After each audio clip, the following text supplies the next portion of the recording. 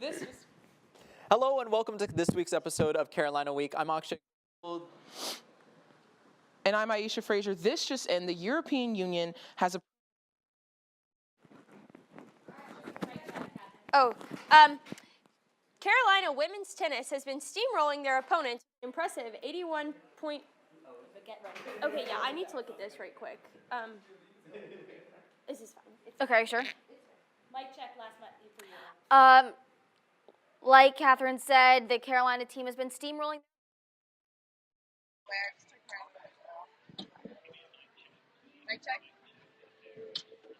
I'm here at the bell tower where the line is long, the bubbles are...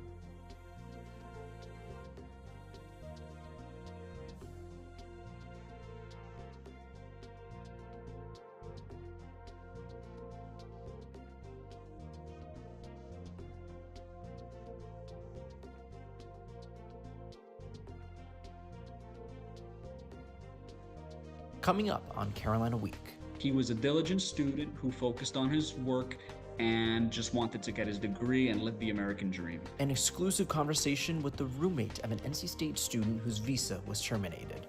Job losses, very high odds of a recession.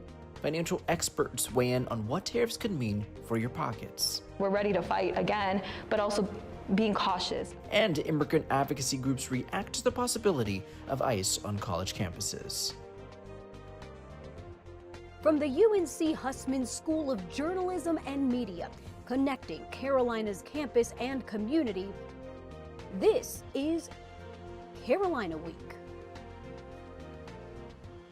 Hello and welcome to this week's episode of Carolina Week. I'm Akshay Gokul. And I'm Aisha Frazier. This just in, the European Union has approved retaliatory measures against the U.S. for tariffs on steel and aluminum. This is reporting coming in from the New York Times. We'll have more on tariffs later, but in more local news, the U.S. government has now terminated 6 Carolina students' visas, according to the university.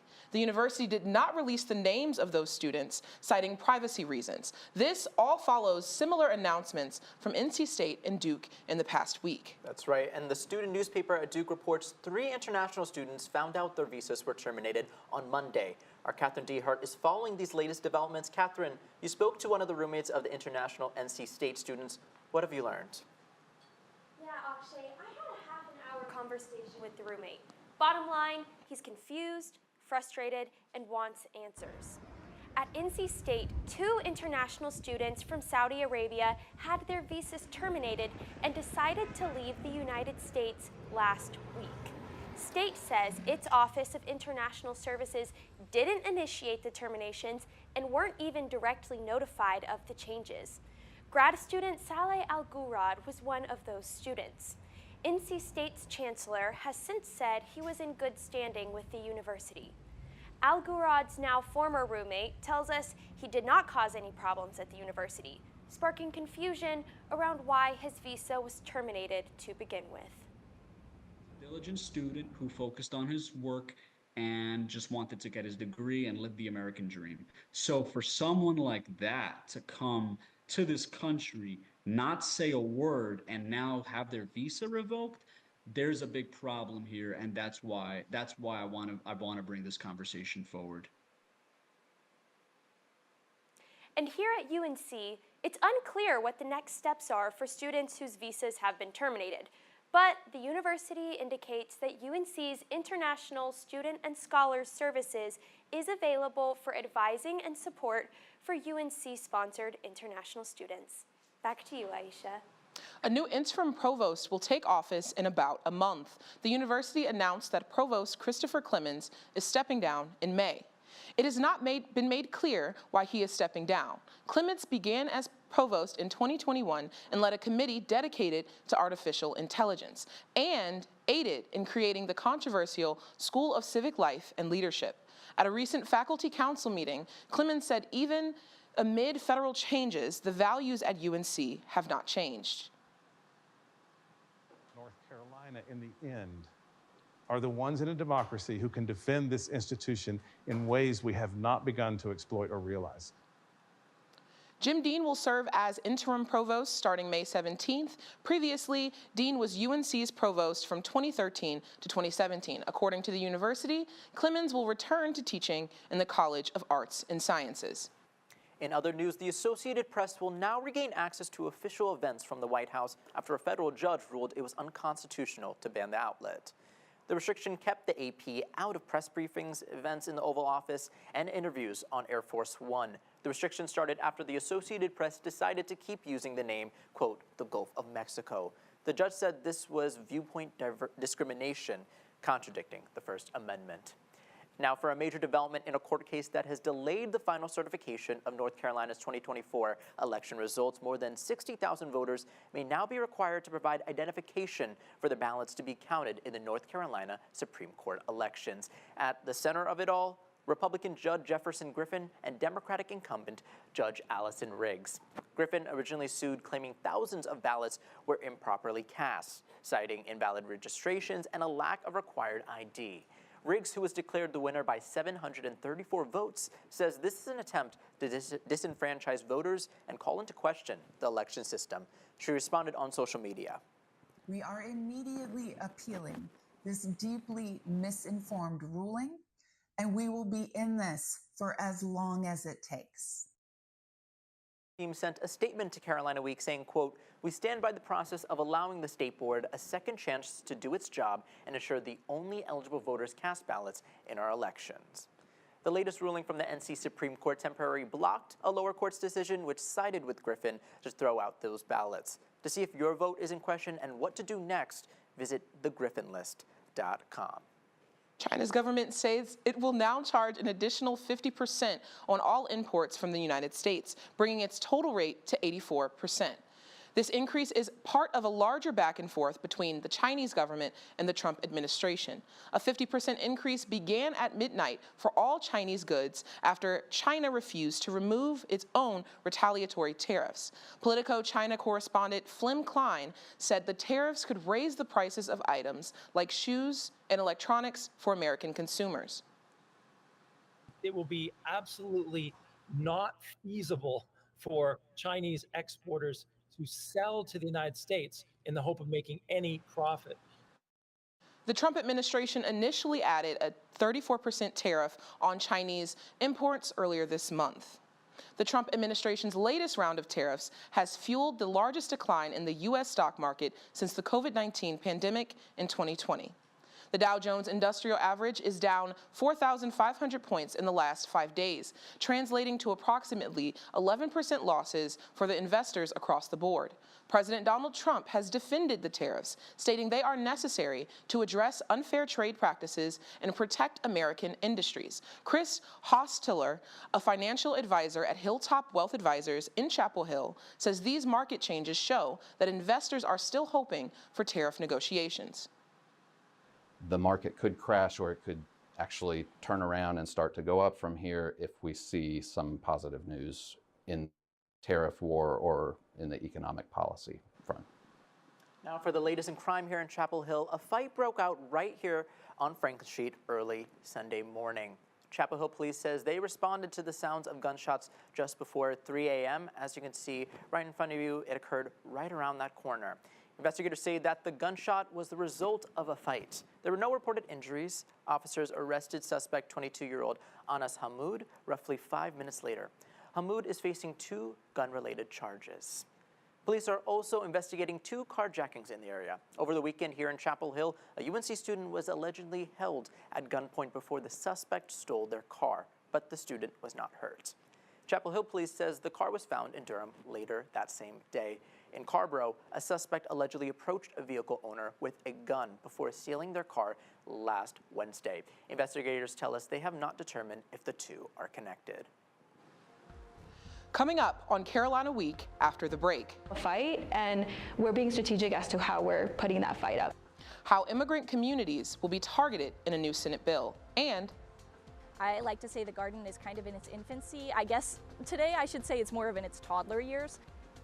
A look at a brand new garden at UNC. All that and more when we return.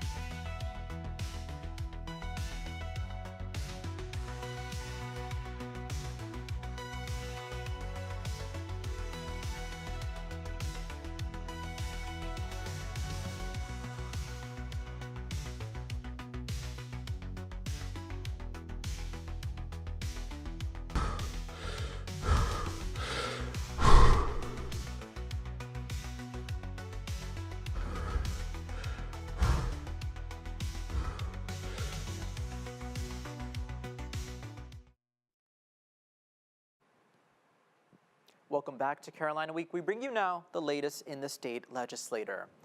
This week, the NC Senate has filed a new bill that would ban abortions with almost no exceptions. The bill bans abortion after a conception in North Carolina for any reason other than to protect the life of the mother.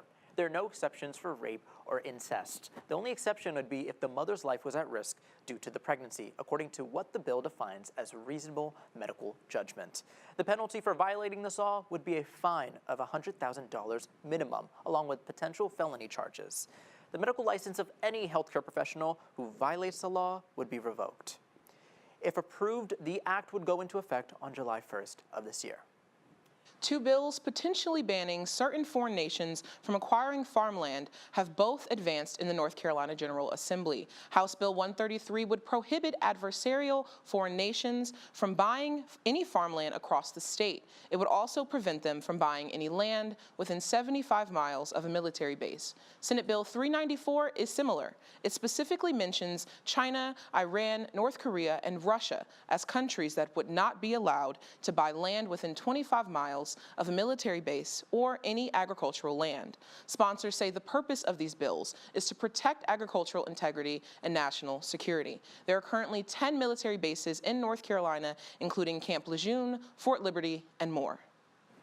A bill to ban the sale of tobacco products within 1,000 feet of a school has been filed in the NC House. If passed, the bill will not allow the sale or purchase of any tobacco, alternative nicotine, and vapor products within 1,000 feet of a school building. Cigarettes and vapes are examples of prohibited items. This law would not apply to colleges, universities, or homeschools. The bill says the violations of this law would be a Class 2 misdemeanor, which in North Carolina can carry up to a $1,000 fine.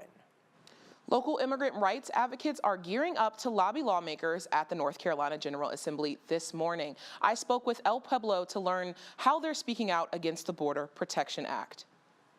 Putting up a fight, and we're being strategic as to how we're putting that fight up. El Pueblo, a local nonprofit, has been hosting Know Your Rights sessions at colleges across the state. This week, they held a lobby training day in preparation for their planned lobby day at the state capitol with North Carolina lawmakers. But more than that, we want to make sure that students know that they have the power to do these kinds of things, to go to the legislature, to speak to legislators. Their target, Senate Bill 153, known as the North Carolina Border Protection Act, introduced by Republican Senator Phil Berger. If made into law, it would require state law enforcement to cooperate with ICE officers. Both cities and counties could face legal action if they implement sanctuary policies, and it could directly impact students. So, putting our students in danger if this bill were to pass. And again, we have not many undocumented students go to UNC institutions, but they still go, even though it may be more expensive, we still have students, documented students, undocumented students that may potentially be at risk. Senator Berger saying in a press release announcing the bill, quote, The legislator is stepping up to ensure our citizens and communities are safe. But unfortunately, Democrats are refusing to address the very real threat illegal immigration poses to our state. The bill bars UNC system schools from adopting policies that interfere with immigration enforcement. They would be obligated to cooperate with ICE. But El Pueblo leaders say they won't back down. El Pueblo leaders say they have been planning the meetings with lawmakers for weeks. Now, a lot like the back and forth in the legislature, we had rain on Monday, sun today, and maybe some rain tomorrow. Our meteorologist Megan is here to tell us more. Yeah, Aisha, we're going to be seeing some rain as we head into tomorrow, but for today, we're going to continue to see those lovely sunny skies. Right now, it's about 55 degrees. As we head towards our 3 p.m., we're going to start to see temperatures warm up to only about 62, and then we'll drop back down to the upper 50s as we head towards 6 p.m. That's thanks to a cold front that has moved out of our area and headed out into the ocean, but right behind it, we have this high pressure system, which is what's bringing all of that sunshine for us today. As we move into tomorrow, we'll have partly cloudy skies, but then you'll see this rain system up here. That's going to head our way into Thursday night and Friday morning as well. That low pressure system will hang out with us for most of Friday and then bring cooler temperatures, move out of the area, bringing a high pressure system behind it, which will give us sunny skies as we head into Saturday and Sunday. So it's going to be a chillier weekend, but it's going to be a sunny one for sure. As we are headed into today, we're going to only have a high of about 62. As we move into Thursday, temperatures will rise to about the lower 70s. But as we move into Friday and that rain really starts to come in, temperatures will drop into the upper 60s. Once that cold front moves through, we'll see that temperature drop down into the lower 60s, and then we'll finish off on Sunday with temperatures in the mid-60s. This month, UNC's American Indian Center is opening their cultural garden. The garden aims to help conserve traditional Native American plants. It features plants like corn, beans, and squash. They are important because of their ability to grow with each other and the balanced diet they provide. The garden also features a medicine wheel that represents healing and numerous gathering places for people to socialize or study. The center hopes to have sweetgrass, tobacco, cedar, and sage in the near future. These 4 plants are known as the 4 medicines and are known for their medicinal and ceremonial uses. American Indian Center intern Kaylee Robinson hopes that the opening of this garden can bring awareness to the center. I hope that people in the community learn that, like, we're here, we're a space for everyone. We're not just a space for American Indian Native students. We're a space for everyone to enjoy. We're just made with the view of culturally important plants and preserving traditional ecological knowledge in mind. The ribbon cutting on April 25th will feature free Greek food and it'll be free to attend. UNC graduation is just over a month away, which means seniors are trying to make the most of their final days on campus. Right now, seniors like our very own Humsini Sivakumar are climbing the bell tower. Humsini, what is the scene like on South Road right now? I am here at the bell tower. As you can see, a lot is going on because today is the senior bell tower climb. And basically there are 128 steps up and down this bell tower, and students are able to climb it. And at the very bottom, there's a little tree. You get to sign your name into the book. You can no longer sign the actual tower, but there's still a book. This tradition has been going on since 2003, but this year it's extra special because the class of 2025 was primarily born in 2003, including myself. And as you can see, the senior class has showed up and showed out. I was here at 6:45 in the morning, which is when the line started, and now it is several hours long, but not to worry, there's lots to do here, even after or before you get in line. As you can see, there's funnel cake on this side, and there's also candied apples, there's some t-shirts and pins. Carolina Alumni has provided several different options, and you get 2 raffle tickets after you climb the bell tower for some of these goodies. The last time that you can join the line is 4 p.m. today. Back to you in the studio. Speaking of bells, I have Emma joining me from Sports Extra because Elon got their bell rung last night against the Diamond Heels. Find out how it played out after the break.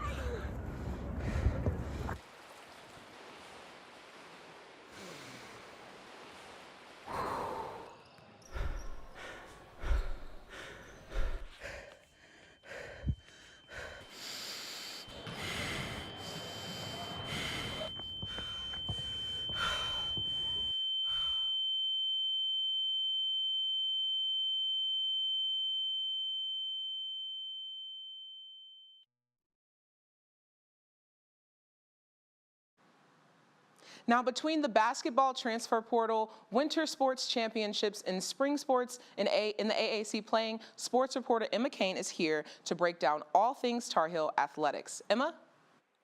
With basketball season coming to its end on Monday night, it is now time for spring sports to take center stage, or should I say center field. Coming off an important series win against Duke, the Diamond Heels traveled to take on Elon last night.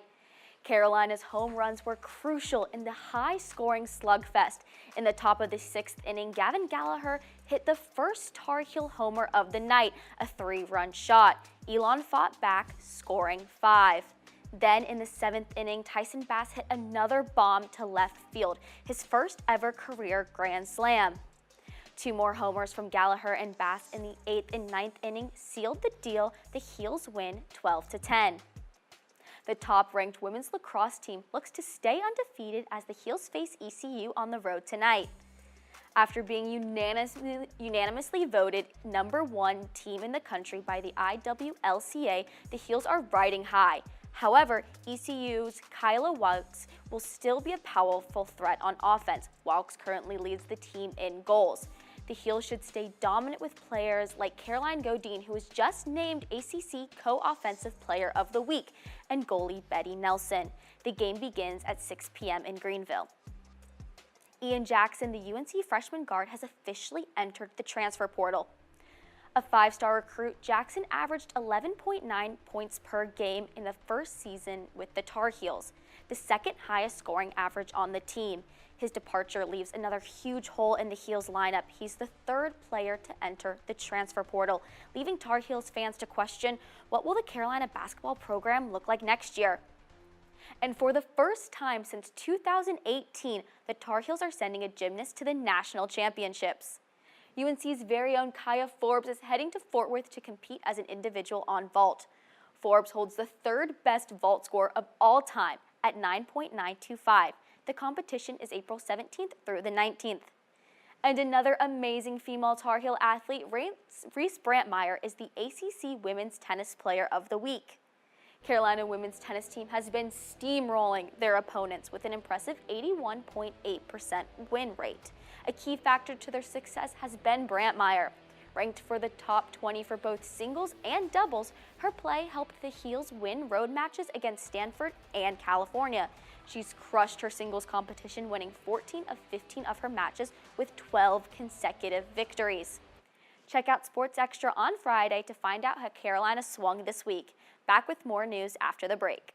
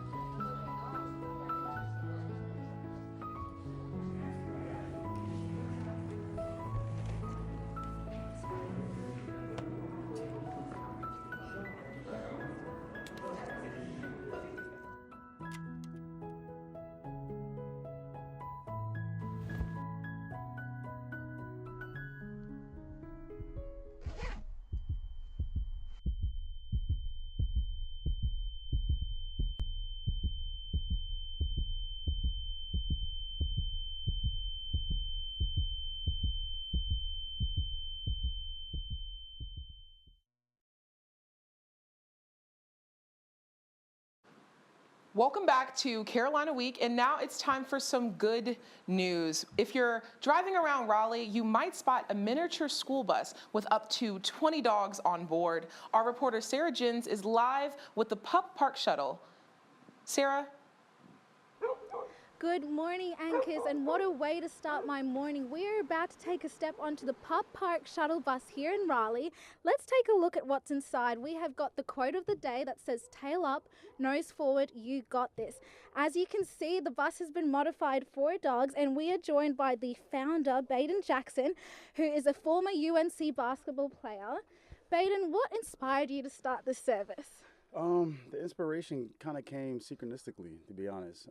2 years ago, I was hurt. I tore my Achilles, and At that time, I was pretty much trying to figure out what I was going to do next. I am 34. I realized I can't play basketball forever, right, unfortunately. But just kind of just fell in my lap. I was on social media. I saw the concept of it through another company in Canada. And I pretty much called them and I asked them, I told them, I said, hey, my name is such and such. I love the concept that you guys have going on. Would you guys be willing to franchise it out here in North Carolina? And they pretty much said no, but in the most politest way. And I think that was the blessing. I think them saying no allowed me to see the vision and have my innovative and creative ideas implemented. And here we are. Now, Vaden told me that this service will be expanding to Chapel Hill, so keep an eye out for this yellow bus. And that is all we have time for today. In Raleigh, this is Sarah Jens. Well, let me tell you, Aisha, this is now my new dream job, is driving this bus. And it is just so cool how they decked out the entire bus to accommodate these dogs. And, you know, I've been seeing these videos of dogs hopping onto, you know, buses and going to daycares all over TikTok. And it is my favorite thing. And I cannot wait to see it come over here into Chapel Hill. No, me as well. I think we're told that it was customized, like the inside of it was customized so that it's able to take dogs from their homes and back to parks and things of that nature to help to support people who, with pets, who want to continue to make sure their dogs are cared for, but be able to still work. Absolutely, absolutely. And that will do it for this week's show. Be sure to tune in tomorrow morning for Carolina Aora. We thank you for tuning in, and we look forward to seeing you next week.